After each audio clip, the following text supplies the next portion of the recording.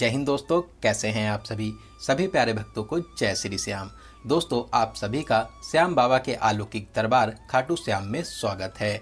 भगवान श्री कृष्ण को अपने शीश का दान देने वाले और कलयुग में भगवान श्री कृष्ण के अवतार खाटू श्याम जी करोड़ों लोगों के दिलों में बसे हैं। देश ही नहीं विदेशों से भी लोग बाबा श्याम की एक झलक पाने के लिए यहाँ पर आते हैं। जैसे जैसे कलयुग बढ़ रहा है, बाबा श्याम के भक्तों की संख्या और उनका विश्वास बढ़ता जा रहा है। ऐसा विश्वास है, जब कहीं भी आपको सफलता ना मिले तो एक बार आप इस दरबार में जरूर आएं। आपकी किस्मत के बंद ताले खुल जाएंगे, क्योंकि बाबा श्याम को हारे का सहारा भी कहते हैं। तो दोस्तों, आज के इस वीडियो में मैं आपको खाटू श्याम में दर्शन और यात्रा की संपूर्ण जानकारी देने वाला हूं।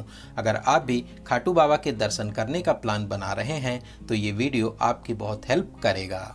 इस वीडियो में बात करेंगे आप यहाँ तक कैसे पहुँचेंगे, रुकने के लिए होटल या धर्मशाला कहाँ पर लेना चाहिए, यात्रा और दर्शन का सही तरीका क्या है, आसपास के प्रमुख स्थान कौन से हैं, यहाँ पर खाने पीने की कैसी व्यवस्था है, और वीडियो के लास्ट में बात करेंगे संपूर्ण बजट की।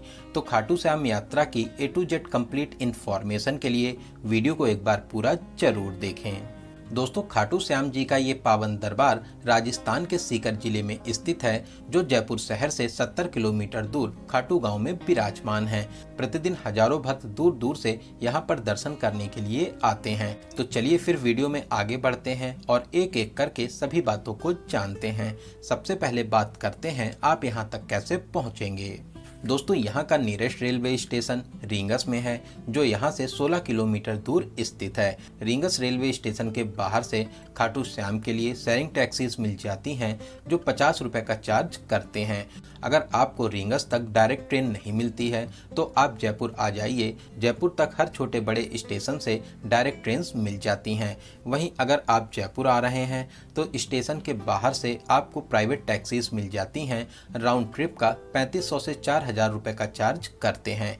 इसके अलावा अगर आप बस से जाना चाहते हैं तो रेलवे स्टेशन के बाहर से ऑटो में 20 रुपये देकर आप आ जाइए सिंधी कैंप बस स्टैंड के पास में। यहाँ से गवर्नमेंट और प्राइवेट बसेस मिल जाती हैं। गवर्नमेंट बस में इस 70 किलोमीटर दूरी के लिए 90 से 100 रुपये चार्ज करते हैं। वहीं प्राइवेट नॉन AC में 100 से 120 रुपये और AC बस में 120 से 150 रुपये का चार्ज लेते हैं। लगभग 2 से ढाई घंटे का प्यारा सा सफर पूरा करके आप खाटू श्याम पहुंच जाएंगे। अगर आप फ्लाइट से आना चाहते हैं तो जयपुर में ही इंटरनेशनल एयरपोर्ट है। जयपुर तक आने के बाद में आप बस या टैक्सी के माध्यम से खाटू श्याम तक पहुंच सकते हैं। वहीं दोस्तों, बहुत से भक्त रींगस से खाटू श्याम जी का निशान लेकर 16 किलोमीटर की पैदल यात्रा को करते हैं। रास्ते में आपको खाने पीने के लिए बहुत से छोटे बड़े रेस्टोरेंट मिल जाएंगे। आप रुकते रुकाते आराम करते हुए खाटू श्याम पहुंच सकते हैं। तो चलिए, प्यारा सा सफ़र पूरा करके अब हम लोग पहुंच चुके हैं श्याम बाबा की नगरी खाटू में। दोस्तों, खाटू श्याम द्वार के पास में ही बस स्टैंड है। यहीं पर बस वाले आपको ड्रॉप करते हैं। यहां से मंदिर की दूरी लगभग 1.5 किलोमीटर की रह जाती है। थोड़ा सा ही चलने के बाद में अब हम लोग आ चुके हैं तोरण द्वार के पास में। सामने ही आप खाटू श्याम जी का तोरण द्वार के दर्शन कर रहे हैं। भक्त यहाँ पर मत्था टेकने के बाद में मंदिर के लिए आगे बढ़ते हैं। तो चलिए, अब हम लोग बात करते हैं यहाँ पर रुकने के लिए होटल या धर्मशाला कहाँ पर लेना चाहिए। दोस्तों, तोरण द्वार और बस स्टैंड के आसपास बहुत से अच्छे और VIP होटल्स बने हुए हैं। वहीं तोरण द्वार से खाटू श्याम मंदिर तक बड़ी सी मार्केट बनी हुई है। यहाँ पर भी आपको बहुत से होटल, धर्मशाला और गेस्ट हाउस मिल जाएंगे।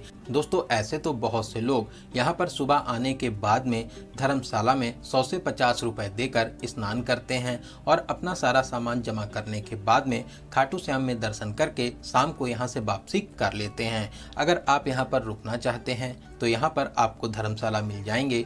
धर्मशाला की स्टार्टिंग 500 रुपये से हो जाती है। वहीं होटल्स की स्टार्टिंग 800 रुपये से हो जाती है। 1000 से 1500 के बजट में आपको एक अच्छा AC रूम मिल जाता है। इसके अलावा 2000, 3000, 5000 तक के बजट में आपको रूम्स मिल जाते हैं। जैसा आपका बजट हो, यहाँ पर होटल्स ले सकते हैं।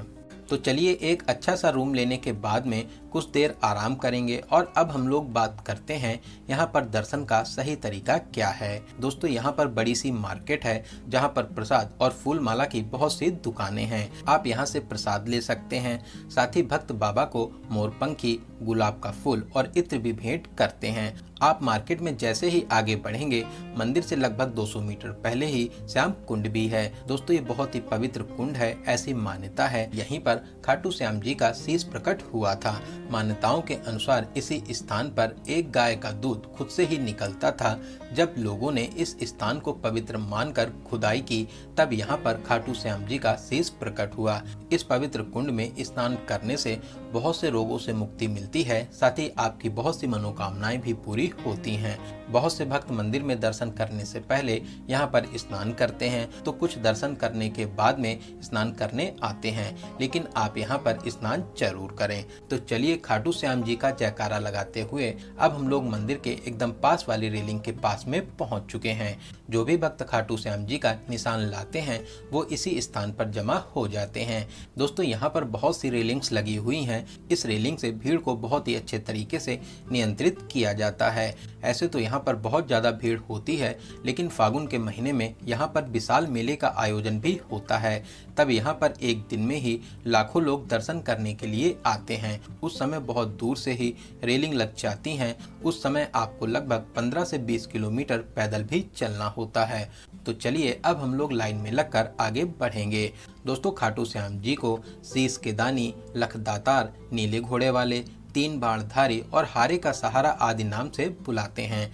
तो चलिए बाबा श्याम जी का जयकारा लगाते हुए आगे बढ़ेंगे। सामने आप खाटू श्याम जी के अलौकिक रूप के दर्शन कर सकते हैं। बाबा श्याम आपकी सभी कठिनाइयों को दूर जरूर करेंगे, साथ ही आपकी सभी मनोकामनाओं को जरूर पूरा करेंगे। आप सभी कमेंट बॉक्स में जय श्री श्याम जरूर लिखें।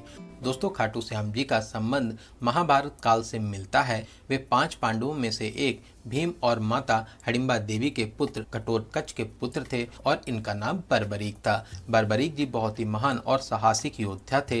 इनको 3 अमोघ बाण चलाने का वरदान भी मिला था, जिससे ये तीनों लोकों पर विजय प्राप्त कर सकते थे।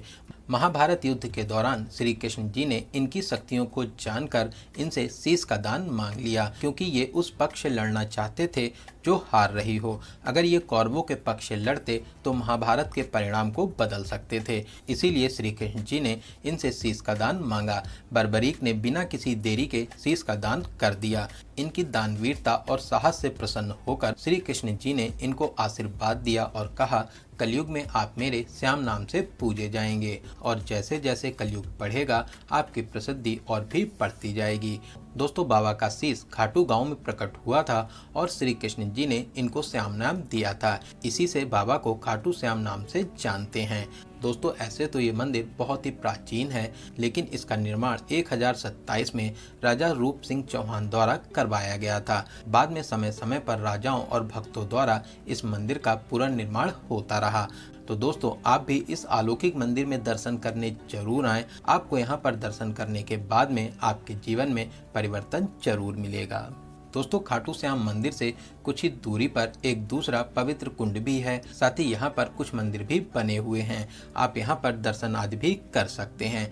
साथ ही मंदिर मार्ग पर ही बहुत ही प्राचीन श्री सीताराम मंदिर है। आप यहाँ पर महादेव जी के दर्शन कर सकते हैं। साथ ही साथ श्री राम परिवार और बहुत से देवी देवताओं के दर्शन कर इस यात्रा को सफल बना सकते हैं। चलिए अब हम लोग बात करते हैं यहाँ पर खाने पीने की कैसी व्यवस्था है। दोस्तों, यहाँ पर आपको मार्केट में बहुत से अच्छे रेस्टोरेंट मिल जाएंगे, जहाँ पर आपको बहुत ही पवित्र भोजन मिलता है। यहाँ पर आप 150 से 200 रुपए में थाली भोजन कर सकते हैं। इसके अलावा south Indian, Rajasthani, north Indian, Marwari हर तरीके का खाना पीना आपको यहाँ पर मिल जाता है। तो चलिए खाने पीने के बाद में अब हम लोग फिर से तोरण द्वार के पास में आ जाएंगे। आप यहाँ भक्ति भाव के माहौल में झूम सकते हैं। साथ ही साथ आप चाहें तो यहाँ पर ऊंट की सवारी का मजा भी ले सकते हैं। दोस्तों, यहाँ पर बहुत से सेल्फी पॉइंट्स भी बने हुए हैं। आप अगर चाहें तो अपनी यादों के लिए यहाँ पर फोटो शूट भी करा सकते हैं। तोरण दौर खाटू श्याम यात्रा का आकर्षण का मुख्य केंद्र है, तो आप यहाँ पर भी कुछ समय जरूर व्यतीत करें। इसके अलावा अगर आप यहाँ पर रुकते हैं तो शाम को यहाँ के नज़ारे आपको बहुत ही अच्छे लगेंगे, तो शाम को भी आप यहाँ पर घूमने आ सकते हैं। तो दोस्तों इन सभी स्थानों पर दर्शन और घूमने के बाद में आपका अगर रुकने का प्लान है तो आप अपने होटल में आराम कर सकते हैं, या फिर आप चाहें तो यहाँ से वापसी भी कर सकते हैं। दोस्तों ऐसे तो मैक्सिमम लोग इस यात्रा के साथ में मेहंदीपुर बालाजी और सालासर बालाजी की यात्रा को भी पूरा करते हैं। यहाँ से सालासर बालाजी के लिए डायरेक्ट बसेस मिल जाती हैं। खाटू श्याम से सालासर बालाजी की दूरी लगभग 110 किलोमीटर है और बस वाले 150 रुपये का चार्ज करते हैं। वहीं मेहंदीपुर बालाजी की दूरी लगभग 170 किलोमीटर की है। आप खाटू श्याम से पहले जयपुर आ जाइए, फिर आप आराम से मेहंदीपुर बालाजी पहुंच सकते हैं। दोस्तों अगर आप मेहंदीपुर बालाजी और सालासर बालाजी यात्रा का कंप्लीट इन्फॉर्मेशन वाला वीडियो देखना चाहते हैं तो डिस्क्रिप्शन बॉक्स में आपको लिंक मिल जाएगी, तो आप उस वीडियो को भी जरूर देखें, आपको बहुत हेल्प मिलेगी। तो चलिए दोस्तों अब हम लोग बात करते हैं यहाँ पर आने का सबसे अच्छा समय कौन सा है। दोस्तों ऐसे तो पूरे साल ही आप यहाँ पर दर्शन करने आ सकते हैं, लेकिन सितंबर से अप्रैल तक का समय सबसे अच्छा समय माना जाता है। इसके अलावा हर एक एकादशी को यहाँ पर बहुत ज़्यादा भीड़ होती है। वहीं खाटू श्याम जन्म उत्सव और फागुन महीने में आयोजित होने वाले मेले में रिकॉर्ड तोड़ भीड़ होती है, तो आप अपने हिसाब से यहाँ पर दर्शन करने आ सकते हैं। बात करें आपको यहाँ पर कितने दिनों का प्लान बनाना चाहिए। दोस्तों ऐसे तो आप एक ही दिन में खाटू श्याम जी में दर्शन करने के बाद में अपने घर के लिए या सालासर बालाजी या मेहंदीपुर बालाजी के लिए जा सकते हैं। इसके अलावा आप अगर चाहें तो यहाँ पर एक नाइट का स्टे भी कर सकते हैं।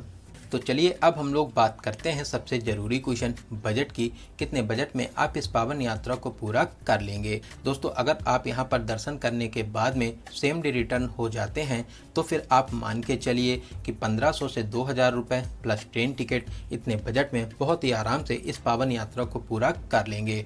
वहीं अगर आप यहाँ पर 2 डेज़ और 1 नाइट का प्लान बनाते हैं तो 2500 से 3000 रुपये प्लस ट्रेन टिकट, इतने बजट में बहुत ही अच्छे तरीके से इस पावन यात्रा को पूरा कर लेंगे। तो दोस्तों यहाँ पर मैंने आपको खाटू श्याम जी यात्रा से रिलेटेड हर एक छोटी बड़ी जानकारी को बहुत ही अच्छे और सही से देने की पूरी कोशिश की है। अगर फिर भी आपके कोई क्वेश्चन रह जाते हैं तो आप कमेंट के माध्यम से पूछ सकते हैं। दोस्तों आपको ये वीडियो कैसा लगा और आप इस वीडियो कहाँ से देख रहे हैं कमेंट बॉक्स में ज़रूर बताइएगा। अगर आपको वीडियो की जानकारी हेल्पफुल लगी हो तो अपने एक लाइक से हमें मोटिवेट जरूर करें। इसके अलावा अगर अभी तक आप हमारी फैमिली इंफॉर्मेटिव वीडियोज़ में, तब तक आप अपना और अपने परिवार का बहुत ज़्यादा ख्याल रखें। आपकी यात्रा सफल, सुगम और मंगलमय हो। जय हिंद, जय भारत, जय श्री श्याम।